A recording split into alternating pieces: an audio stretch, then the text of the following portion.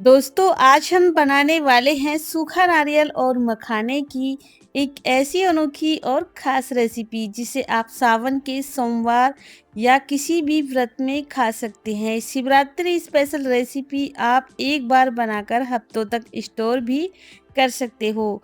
तो चलिए दोस्तों शुरू करते हैं बनाना। इसे बनाने के लिए मैंने सूखे हुए नारियल को इस तरह से कट कर लिया है। तो इस तरह से मीडियम साइज का आपको सूखा हुआ नारियल लेना है जो इजीली मार्केट में मिल जाता है और कट कर लेना है इस तरह से। अब इस सूखे हुए नारियल को किसी भी एक पैन या फिर कढ़ाई में डाल देंगे और साथ में ही डालेंगे 2 कप मखाने जो काफ़ी ज़्यादा हेल्दी होते हैं।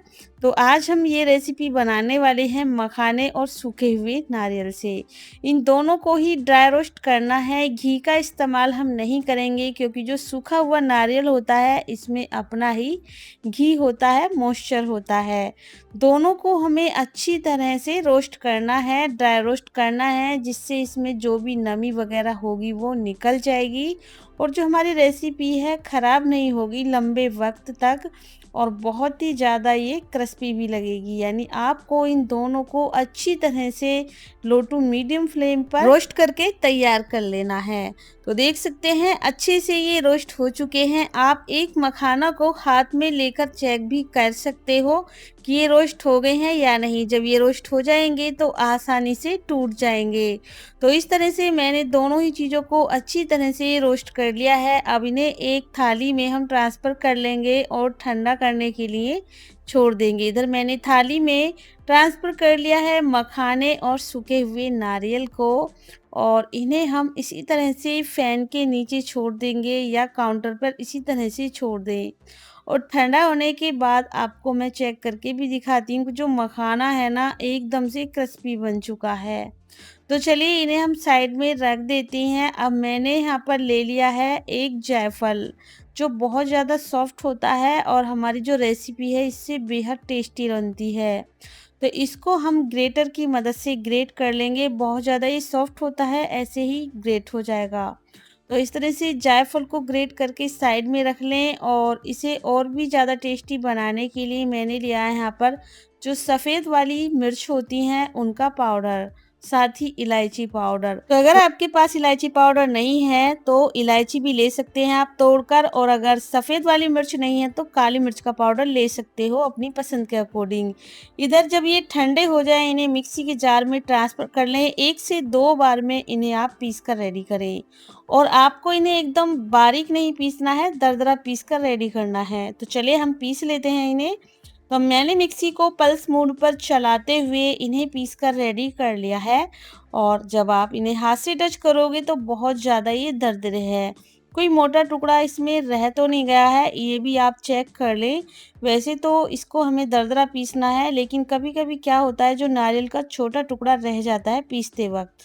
तो इसके लिए हम एक बड़े बर्तन में इसे फैला लेंगे और चेक करेंगे स्पून की मदद से या फिर हाथ की मदद से चेक कर लें। अगर कोई बड़ा टुकड़ा नारियल का रह गया है तो उसे अलग हटा दें। तो इस तरह से मैंने इसको अच्छे से चेक कर लिया है। ये एकदम से बढ़िया पाउडर बनकर रेडी हुआ है, कोई भी इसमें मोटा टुकड़ा नहीं है।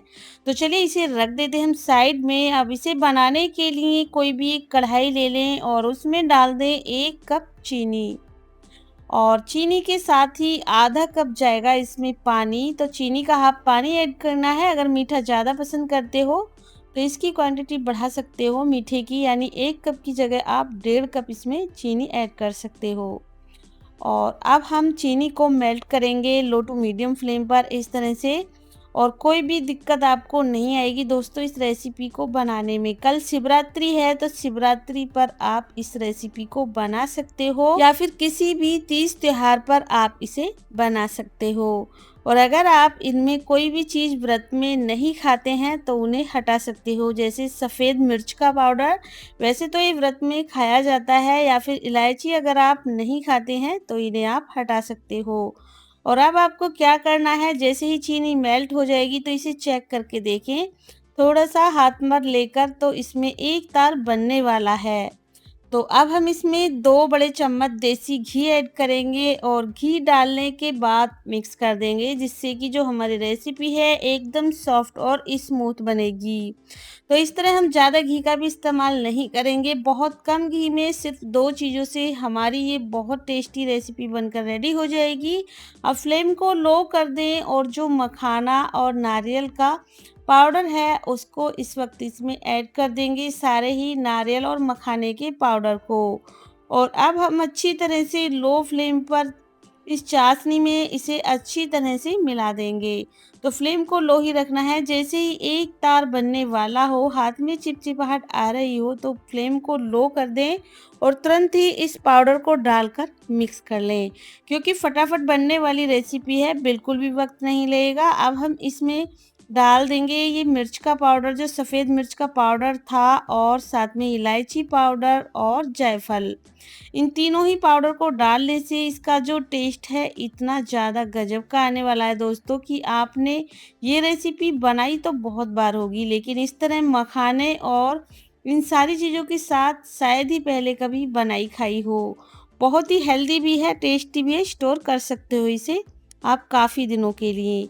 और जितनी देर में हम इसे पका रहे हैं, बीच में मैंने एक ट्रे ले ली है, इस पर घी लगा लिया है। कोई भी ट्रे या फिर थाली का इस्तेमाल कर सकते हो।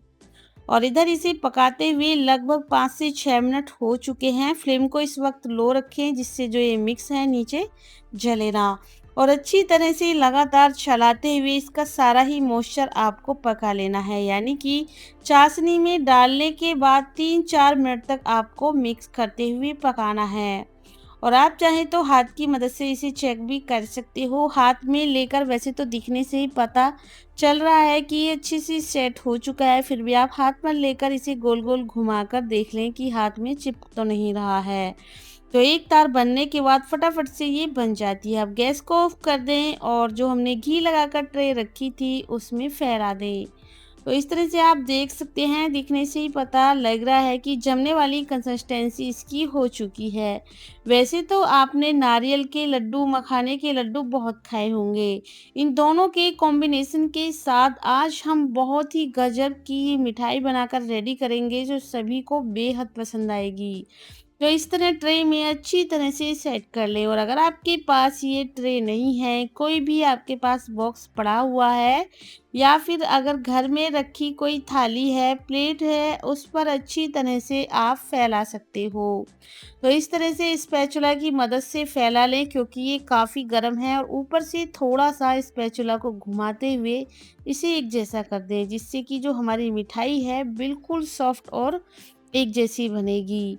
तो इसे हम ठंडा करने के बाद कट नहीं करेंगे, अभी के अभी से सेट करने के बाद इसमें कट लगा लें इस तरह से, क्योंकि बाद में जो हमारी मिठाई है ना, इसे कट करना थोड़ा सा मुश्किल हो जाता है। तो पहले ही कट कर लोगे तो बाद में आपको दिक्कत नहीं आएगी, क्योंकि अभी ये काफ़ी ज़्यादा सॉफ्ट है, क्योंकि गर्म है। और ठंडा करने के बाद इन पीस को हम बाहर निकाल लेंगे। जो एक्स्ट्रा पार्ट है इधर से उसको अलग कर लेते हैं, और इसी तरह से इसको हम कट करके रेडी कर लेते हैं स्क्वायर शेप में।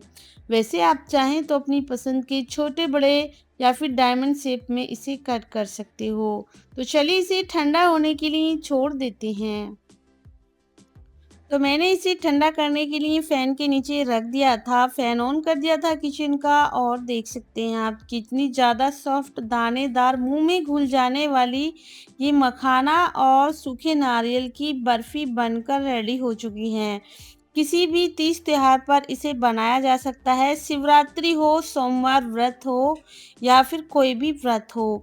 व्रत के लिए एकदम परफेक्ट है। और अगर आपके घर में ये सूखा नारियल मखाना रखा हुआ है तो कभी भी इसे बना सकते हो, क्योंकि ये काफ़ी हेल्दी होती है। ऐसे तो मखाना खाया नहीं जाता, लेकिन इस तरह से बनाकर आप इसे स्टोर कर लीजिए और एक पीस रोज़ाना खाइए, आपको बहुत आराम मिलेगा।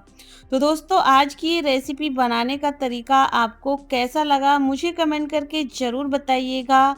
और मेरी ये रेसिपी आप देश के किस कोने और किस शहर से देख रहे हो, ये भी आप मुझे कमेंट करके ज़रूर बताएं, जिससे कि मैं आपको दिल से थैंक यू बोल सकूं। और लीजिए दोस्तों, हमारी मखाना और सूखे नारियल की बर्फ़ी बनकर रेडी हो चुकी हैं। इन्हें आप कभी भी खाइए जब भी आपका कुछ मीठा और हेल्दी खाने का मन हो, क्योंकि सूखे नारियल का हमने इसमें इस्तेमाल किया है, साथ में ही मखाने का। वैसे तो जो बर्फियाँ होती हैं अक्सर मैदे से बनी होती हैं। घर में इस तरीके से बना लीजिए और तोड़कर देखिए अंदर से कितनी ज़्यादा सॉफ्ट, नरम, मुलायम बनकर रेडी हुई हैं। तो दोस्तों, आज की रेसिपी आपको थोड़ी-सी भी पसंद आए तो प्लीज़ वीडियो को लाइक शेयर ज़रूर कीजिए और आपके अपने चैनल कुक विद पुष्पा को सब्सक्राइब करना बिल्कुल ना भूलिए। मिलते हैं फिर किसी रेसिपी के साथ, तब तक के लिए थैंक यू। Bye bye.